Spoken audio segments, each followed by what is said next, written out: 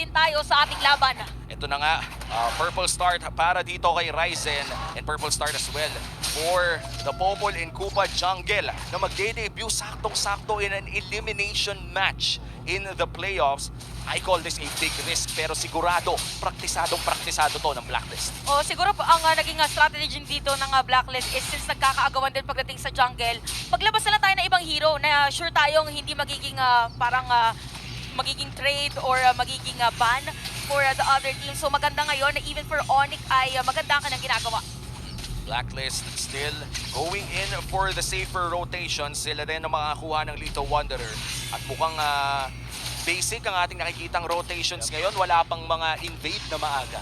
So far sa itatapat sa may Valentina at sa may gitna, top lane, madali naman ding dalawan ng isang Matilda.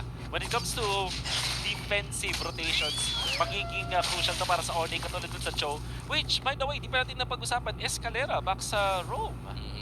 Nakita natin kung ano yung success na nakuha ng Onyx with Escalera in the Rome. Pero mukhang delikado siya dito. Still, a small knock-up dito kay Sensui. Konting poke down lang naman. Oh, meron pa nga palang stun na yung Kupa dito for this Popol Kupa. Pero din natin kung ano nga gagawin ng Blacklist International. So again, outer turret energy shield lang muna ang kanilang gustong gawin. Mapalalim ba dito si Ryzen? Pero hindi na lang din muna. So tamang poke lang for both of our teams. So masakit yung nakita nating damage. Ang maganda din kasi dito, dun sa ating Popol Kupa, that went for pure damage siya. So isa rin yung magandang beneficiary ng Fatal, which is yung critical na nakuha natin, is the Popol Kupa dahil nagbe-benefit pares na heroes, na units, kumbaga. Tapos, alam natin dahil dun sa presence ng Matilda, hindi ka ganun katakot kahit naka-double marksman setup ngayon, technically speaking, dito sa Blacklist. Kasi mayroon talaga pang save. And kung titignan nga natin ang composition ng Blacklist International, no, interesting makita na isa lang talaga ang kanilang totoong frontline. And that's Edward, Agent Zero, the only tank na fighter na rin, na taga-engage na rin. Ang dami niyang trabaho para sa side ng Blacklist. Pero mukhang sila na rin ang magsisimula ng turtle. Stigo, magsisimula siya rin, magsisimula dito ng pag-set. Kaya naman Blacklist International, isang mabilis na makakakuha ng turtle. Nagamit pa nga ni Ryzen yung heavy spin. Napakahusay talaga ng I think yung objective control ng side ng Blacklist, ito yung prime Blacklist na nakita natin. Pag nauna na si Edward sa pagpwesto, nako, ilista mo na. Kasi nakita natin, hindi nga sila nag-fully commit sa Onyx. Ang ginawa lang nila, pinok lang nila si Ryzen, napwersa agad yung heavy spin, hindi na agad makapwesto at yung side ng Onyx. So parang merong mag-burst dun sa Turtle o kaya dun sa Lord. While the rest, dahil nga naman may mapapaisip, mapapapanik kayo na kailangan nating sagutin yung Turtle fight. Bigla kayong mapapok ng mga members ng Blacklist. Tsaka parang mapapaisip ka din sa dinami-dami ng traps na pwedeng ilagay ng Popol and Kupa sa haba ng range ng isang Farsa. Talagang mahirap pala lumapit para sa side ng Onyx Philippines. And meanwhile for Blacklist, basta mauna sila sa rotation, yun siguro ang importante para sa kanila. Oo, kaya din siguro ginagamit din nilang pang vision dito yung sa Popol and Kupa. So kaya nga din sila nauuna. So saktong-sakto nga para din sa kanilang hero composition ngayon. Kaya naman si Escalera parang inaantay natin ngayon yung kakaibang moves na kanyang ipinakita nung moment na transition siya into a post-5 player.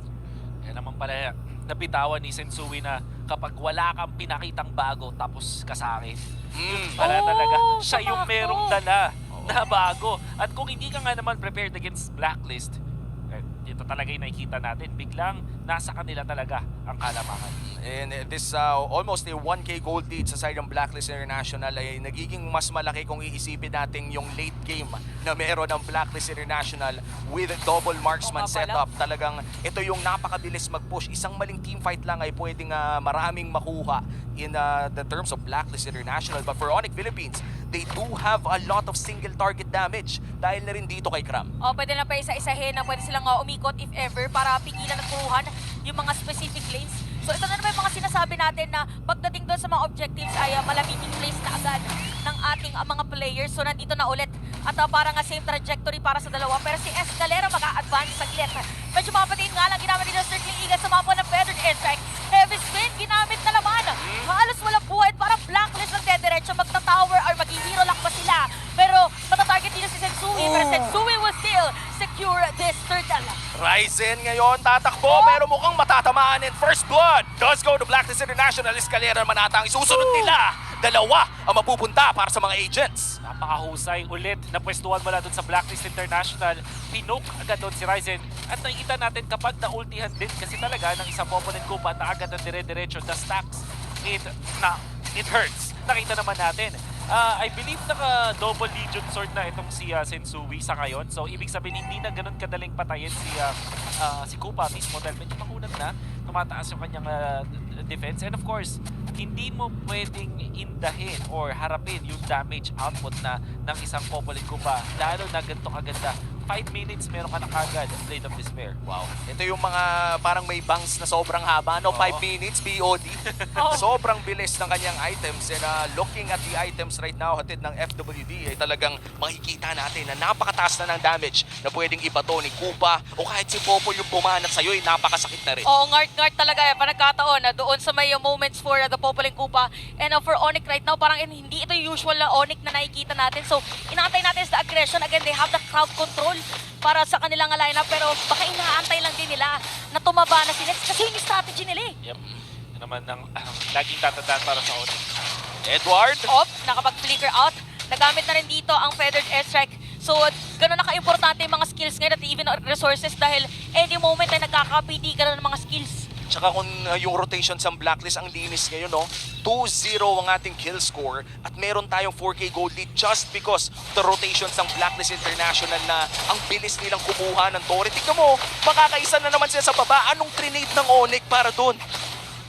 I think at this point, forced flicker. Yun lang yun na pwersa ng side ng Onyx. At hindi na mahihirapan ng Onyx. Which, yung irritant kasi hindi mo siya pinipair with take-off eh. Team fight talaga hinahanap mo. Speaking of team fight, magsisimula agad ang Blacklist International. Although si Escalera wala siya kasama doon, kaya naman Blacklist again with this turtle secure at lumulobo na nga. Habang si Edward, habang nangyayari pala yun, ay nag-zone out pa ng mga players. Unti-unti na makakasira ng Torre, merong heavy spin.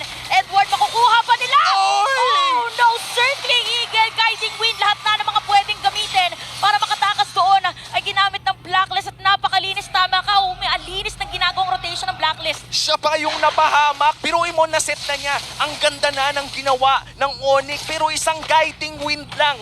Tapos nagmukha pang pogi, fade away yung kill, men. Biglang hawi ng banks. Hawi ng banks. Yung pinaka naguluhan ako dito sa Onyx dun sa kanilang heroes. Pinili nila yung Cho as the last pick. Going up against Matilda, yung idea ng pick-off na meron dapat ang Cho, pati yung Akai, yung nakita nating separation na ginagawa nila with heavy spin, hindi siya talaga effective laban sa draft na merong Matilda sa kabilang team. Nakita nyo naman kung gano'ng ka-effective yung guiding wind. Oh, and I have to agree, no? Kung titignan natin ang Onyx Philippines composition, ang keyword dito ay displacement. Ang dami nilang pang-displace ng mga Blacklist International members, pero meron kasing guiding wind na talagang kumaka-counter, direct counter, kuno, para doon sa displacement na meron ng Onyx. And dahil dito, hindi pa rin nakakaisang kill ang Onyx at pag na 9 minutes na ang larong ito. Parang na-force na lang din ngayon ng Onyx kung mapansin natin na sumira na lang din ng mga Torre kasi parang gusto na mangyari ngayon regardless kung more on single target. Gusto nila team fight na as much as possible para sanib-sanib pa puwersa, sama-sama puwersa, yes. But for Blacklist kasi parang hinahati pa nila, di ba may team fight kanina tapos bigla may nagsi-split push pa sa may bottom lane. So kung ikaw yung Onyx parang ang hirap ano bang dedepensa, team fight ba or yung split push? Ako, iniisip ko, hindi ko nakuha yung sagot eh. Parang ang daming pwedeng hindi gawin ng Onyx dito dahil double negative ba yon? Ito yung tipo na mapapaisip ka eh. If you're Onyx, anong gagawin mo? Kukuha ka ba ng objective? Anong ititrade nyo? Ang bilis ng sieging ng Blacklist International with this double marksman lineup at mukhang libre pa nga yung load. Oo, mabilis nila maglo-lord. Dalawa yung pwede mag-hit sa kanila eh. At meron pa taga-zone out for them. Kaya naman ang Onyx ngayon, trajectory nila is mag-clear muna ng mga minion waves sa may top. Kaya naman Blacklist International will secure another objective versus Onyx. Makabilis ang pagkuha nila ng objectives doon. Sobrang snowball na rin kasi talaga yung Blacklist International. At ngayon, mahihirapan na talaga mag-decide ang Onyx. I think kailangan, ang talagang plan na lang dito magpa-late game ng sobrang late game kung saan even na yung trade. Even then, hindi ganun kadali yung team fight para sa kanila. Ito yung nakuha natin mula dun sa drafting pattern ng Blacklist International. And now the Lord is in the mid lane para sa Blacklist International. Best case scenario ay matapos nila ang laro. Worst case scenario ay maubos sila habang dumedepensa ang Onyx. Pero tignan mo naman yung damage nila. Oo, nakikita rin natin na humahabol ngayon si Kupa. Meron pa penalty zone para dito kay Edward. Krama kukuha ba nila? Pero mabubuhay pa rin. Pero makukuha pala is gonna be Nets.